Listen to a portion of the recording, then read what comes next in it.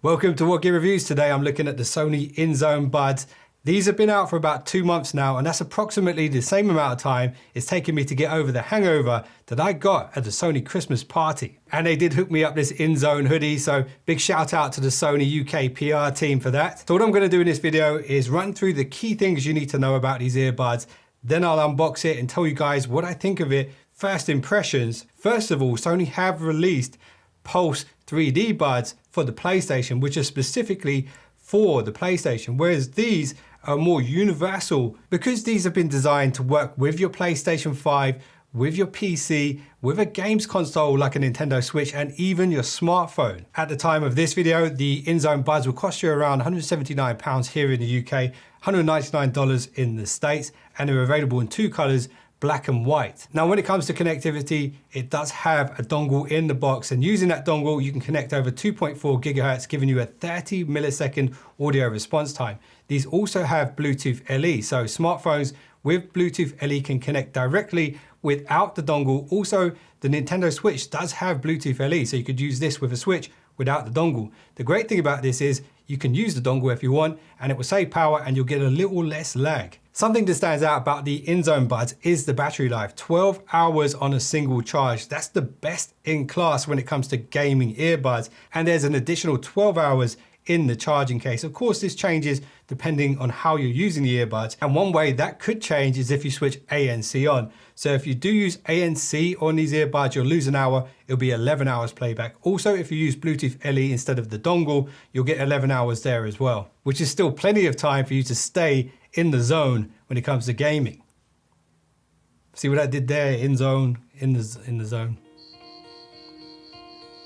Hello, darkness, my old friend. So Sony InZone is its own company underneath the Sony umbrella, but what's good to see is that Sony are actually sharing some technology across the board here. For example, these earbuds use the same dynamic driver X as the flagship XM5 earbuds, which are some of the best sounding earbuds you can buy right now, and these are way more expensive than these.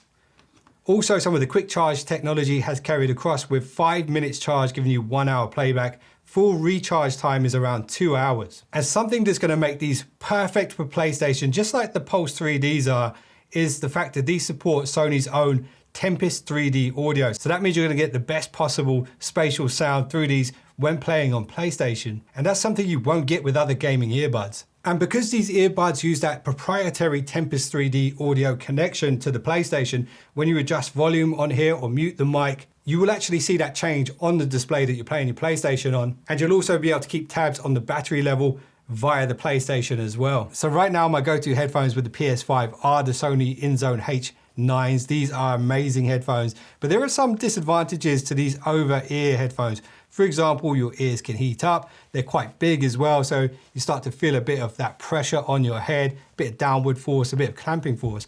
With earbuds, you're not going to get any of that. So that's one good reason why you might want to opt for earbuds as opposed to over-ear headphones. But a little disadvantage that these might have is the InZone headphones like this have a boom mic, whereas these will use mics in the headphones.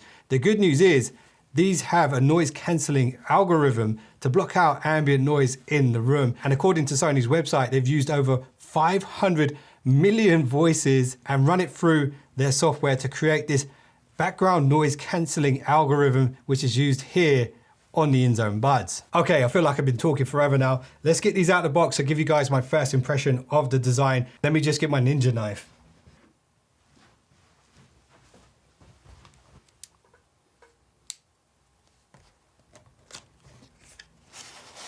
Now, something you'll notice about the packaging here is it's all recyclable. So there's no plastics used in this packaging at all. And in fact, some of the actual earbuds and the transceiver are also made from recycled parts. This is all part of Sony's mission to zero carbon footprint by 2050. So first out of the box, we have a quick start guide, which is printed on the box that holds all of the paperwork. And you've got to love the fact that they've thrown in some stickers here. Here's the earbud case, a bit larger than I was expecting, to be honest. You can clearly see that these have been designed to kind of sit next to your PC or your PlayStation, side by side. The white one, of course, would match the PlayStation better. We've got the LED light indicator here on the front. Nice magnetic snap here on the case. USB-C charging port on the back and what appears to be a Bluetooth pairing button also on the back, very similar to what we see on the XM5 earbuds. I'm assuming that's going to enable the pairing mode for Bluetooth LE. These don't support regular Bluetooth, only Bluetooth LE. I really like how the dongle actually has its own little area here in the middle. And actually the dongle has a switch on it, so you can switch between the PlayStation 5 and mobile mode to PC if you're going to be using it with a PC. And I like the way that this is designed so that it won't block the full-size USB port on the front of the PS5 if you are going to use it with the PS5. And on the base, it looks like there is some LED light indicators here that should give you an idea of what's happening with the dongle, whether it's connected or disconnected. And here are the earbuds, and I actually like the design on these, the way they're kind of angled. They're almost like stem style earbuds. I like the reflective surface on the back here, and these little mics on the back will likely be the exterior noise cancelling mics. And here's a little side-by-side comparison of the XM3s compared to the new InZone buds. They're actually smaller. I did think they were going to be roughly the same size, but actually they are quite a bit smaller. The most notable difference is actually the sort of ergonomics of it. And also in the box, you'll notice we do have a selection of earbuds, different sizes, and apparently the software can actually help you detect what size is the best for you. Also in the box is a USB-A to USB-C cable, a very short one. So there we go, that's it. Let's try these on.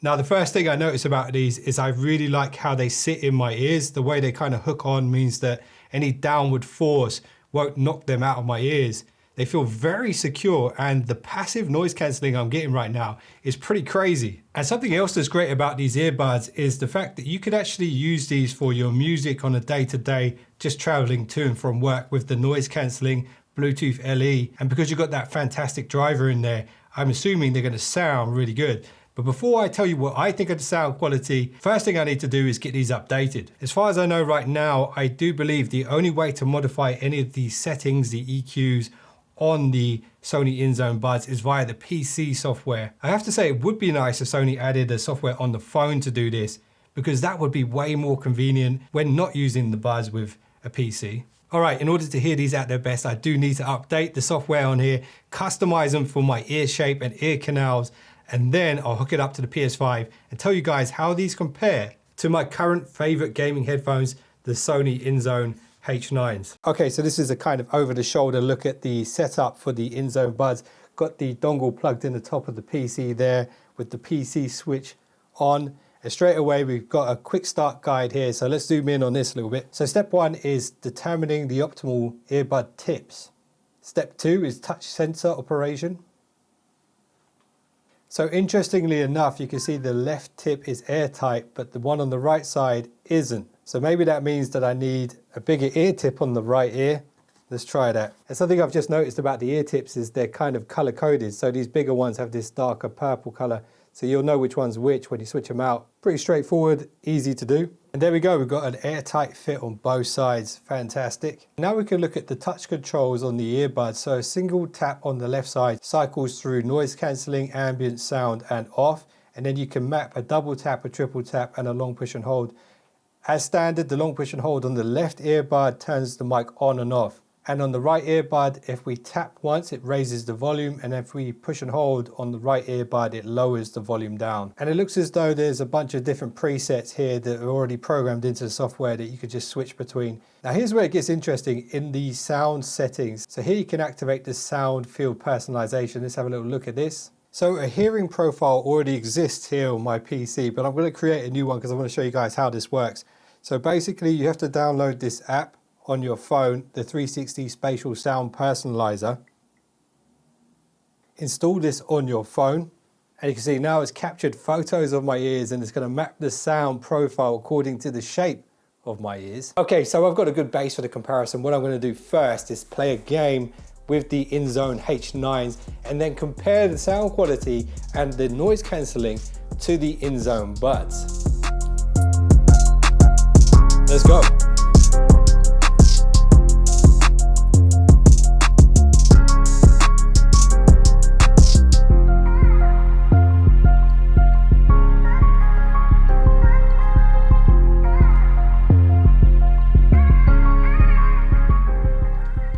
So I can confirm these are still some of my favorite gaming headphones.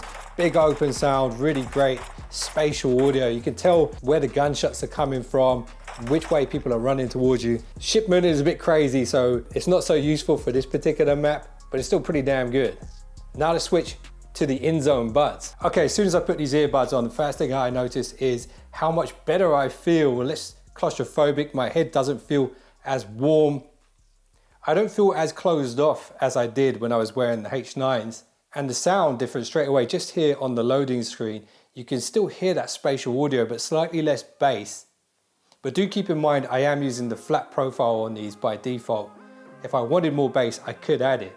And check this out, if I push and hold the left touch sensor, the mic comes on and you'll notice it in the top right corner. When you hold it again, it mutes the mic and you'll see the icon top right corner again. And check this out, volume control, tap, volume up, on-screen controls, push and hold, volume down.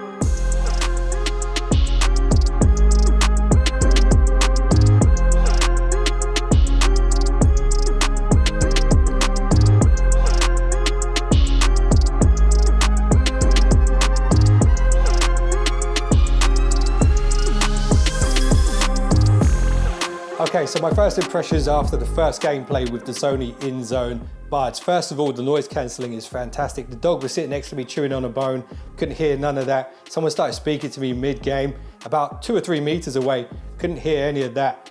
The spatial sound on this is fantastic, and I did actually go into the settings on the PlayStation just to test the spatial audio, what it sounds like with and without. And you can actually really hear the difference. So if you do get these, you definitely want to go into your settings, make sure you got your Tempest audio on in the sound settings here.